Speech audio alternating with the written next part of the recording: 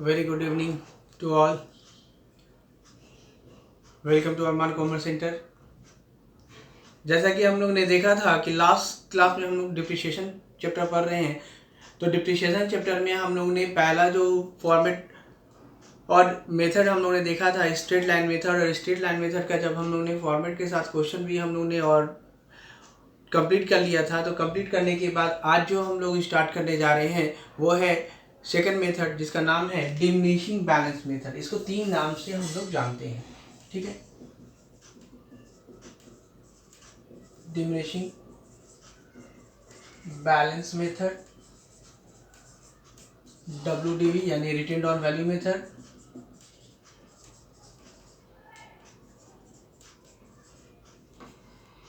या इसको एक और नाम से जानते हैं हम लोग रिड्यूसिंग बैलेंस मेथड, ठीक। तो ये डिमिनिशिंग बैलेंस मेथड क्या है, इसके बारे में पहले हम लोग डिफिनेशन देख लें, तो फिर आगे हम लोग काम करें। Rate of depreciation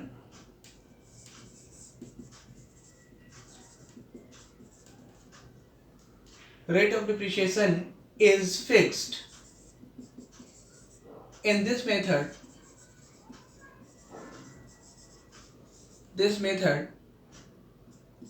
but depreciation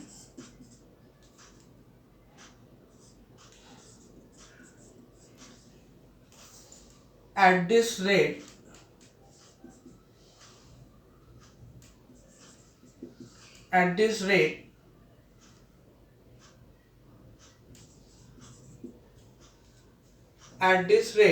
is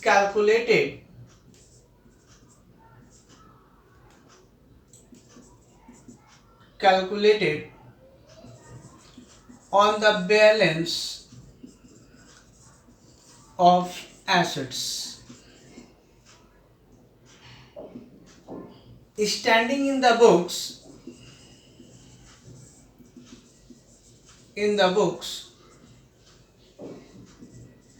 of first day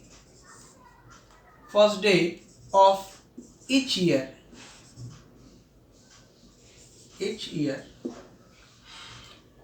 देखिएगा कि अगर हम लोग ने जैसे स्ट्रेट लाइन मेथड देखा था, तो स्ट्रेट लाइन मेथड एक बड़ा ही आसान मेथड था, जिसको हम लोग सिंपल मेथड भी बोलते हैं। तो वो मेथड में हम लोगों ने देखा था कि डिप्रिशिएशन अगर एक साल का किसी वक्त या किसी साल में निकल जाता है तो आने वाले साल के लिए वही डिप्रिशिएशन कंटिन्यू फिक्स हो जाता है। लेकिन इनमें जो है कि रेट ऑफ डिप्रिशिएशन जो है वो calculate on the balance of the asset. इसका डिप्रिशिएशन तो का रेट तो फिक्स होता है, लेकिन डिप्रिशिएशन जो चार्ज होता है वो उसके बैलेंस पे ही डिप्रिशिएशन चार्ज होता है, यानी कि जो रेट हम लोग तय करेंगे वो बैलेंस पे ही। तो इनमें हम लोग का जब भी डिप्रिशिएशन निकलता है वो कंटिन्यू। तो देखिएगा कि स्ट्रेट लाइन मेथड से और डिमिनिशिंग बैलेंस मेथड में दोनों में फर्क भी है। डिप्रिशिएशन अगर स्ट्रेट लाइन मेथड से अगर हम लोग कंटिन्यू अगर कई साल तक निकालते रहते हैं तो उसका बैलेंस 0 हो जाता है, लेकिन डिमिनिशिंग बैलेंस मेथड से अगर हम लोग डिप्रिशिएशन निकालते हैं तो उसका बैलेंस कभी भी 0 नहीं होता है। इनकम टैक्स में भी अगर हम लोग देखते हैं कि टैक्सेशन में भी अगर डिप्रिशिएशन का जो मेथड होता है फॉलो करने के लिए, तो हम लोग डिमिनिशिंग बैलेंस ही मेथड को हम लोग फॉलो करते हैं, ठीक है। तो अब यहाँ से अगर हम लोग देखते हैं कि इनमें आके क्वेश्चन को कैसे हम लोग पुटिंग करेंगे, तो एक क्वेश्चन को हम लोग मान के चलते हैं।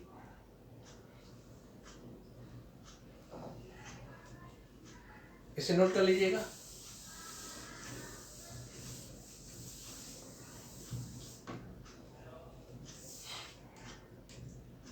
X purchases of goods of rupees 10,000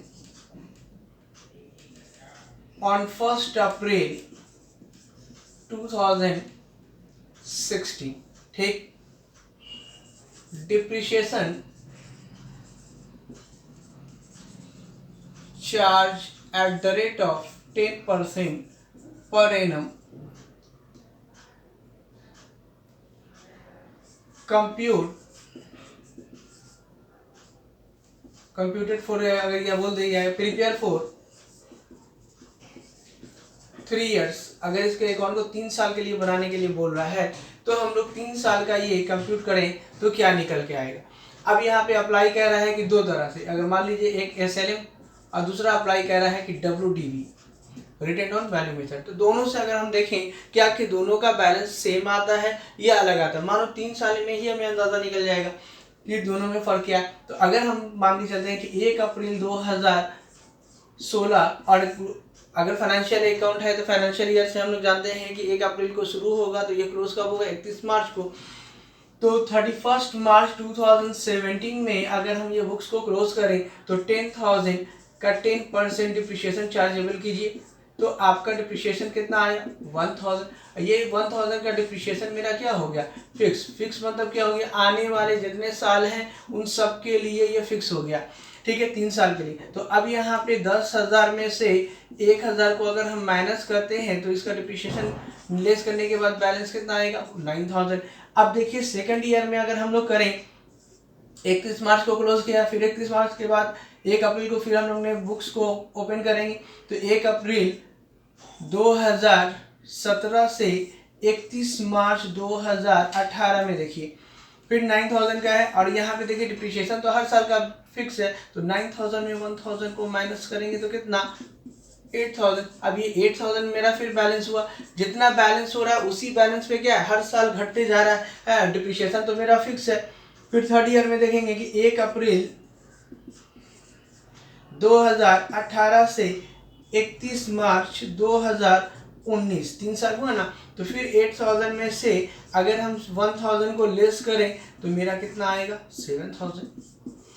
तो ये मेरा हुआ स्ट्रेट लाइन मेथड अप्लाई, ठीक है, फर्स्ट मेथड। अब सेकंड अगर हम लोग देखें कि अगर WDV से अगर हम लोग निकालें तो मेरा क्या निकलेगा, तो इसका भी अगर 1 अप्रैल 2016 से 31 मार्च 2017, ठीक है। तो अब यहाँ पे अगर हम लोग डिप्रिशिएशन निकाल रहे हैं कि 10,000 और इस पर डिप्रिशिएशन चार्जेबल कितना, 10%, तो यहाँ 10,000 का 10% कितना आया बाबू, 1,000। तो 1,000 मेरा डिप्रिशिएशन इनमें तो फिक्स हो गया कमिंग ईयर के लिए, लेकिन इसका डिप्रिशिएशन फिक्स नहीं होगा। हर साल का डिप्रिशिएशन क्या बोल रहा है कि rate of the depreciation is calculated on the balance of asset, तो यहाँ पे बैलेंस ऑफ द एसेट पे ही डिप्रिशिएशन चार्ज होगा। तो ये 1,000 आया, तो फर्स्ट ईयर में है कि 10,000 में से 1,000 को लेस करने का, तो यहाँ पे आपका कितना आएगा, 9,000 का बैलेंस। तो अब यहाँ पे 1 अप्रैल 2017 से स्टार्ट करेंगे 31 मार्च 2018 को, तो अब इसका हम लोग का डिप्रिशिएशन क्या होगा, तो देखिए rate of the calculated on the balance of asset, तो बैलेंस कितना है, 9,000। तो 9,000 का 10% कितना, 900। तो 900 देखिए डिप्रिशिएशन, हर साल का डिप्रिशिएशन क्या होगा अलग, क्योंकि इसके बैलेंस पे निकल रहा है। तो 9,000 में 900 को माइनस करेंगे तो मेरा कितना आएगा, 8,100। अब आइए 1 अप्रैल 2018 और 31 मार्च 2019 है ना, तो अब यहाँ 8,100 का ये बैलेंस है, तो 8,100 का फिर 10% निकालेंगे तो मेरा कितना आएगा बाबू, 810। ये मेरा डिप्रिशिएशन हुआ, और यहाँ पर 8,100 माइनस 810 को लेस करेंगे तो कितना है, 7,290। तो देखिए दोनों से बैलेंस क्या हो रहा है, इसी से फर्क अंदाज हो गया कि 290 रुपये का फर्क नजर आ रहा है। तो 10 साल के बाद अगर इसको निकालिएगा तब भी इसका बैलेंस क्या होगा, कुछ बच जाएगा, लेकिन 10 साल के बाद इसका बैलेंस क्या होगा, 0 हो जाएगा। बात समझ में आए। तो ये हम लोग का है कि अगर दोनों मेथड अगर आपका दिया हो, चाहे आपका स्ट्रेट लाइन मेथड हो या फिर डिमिनिशिंग बैलेंस मेथड, तो क्वेश्चन का डिमांड होता है और हम इसी क्वेश्चन को डिमांड के हिसाब से क्वेश्चन को हम लोग क्या करते हैं, अप्लाई करते हैं। तो जैसा क्वेश्चन का मांग होता है उसी के अकॉर्डिंगली इसको पुट करते हैं। आई होप कि ये क्वेश्चन आपको बड़ी आसानी से ये समझ में आ गया होगा। तो आज के लिए दोस्तों इतना ही रहने दें। नेक्स्ट जो अगर वीडियो जो बनेगा तो इसके बाद हम लोग एन्युटी मेथड देखेंगे। ओके।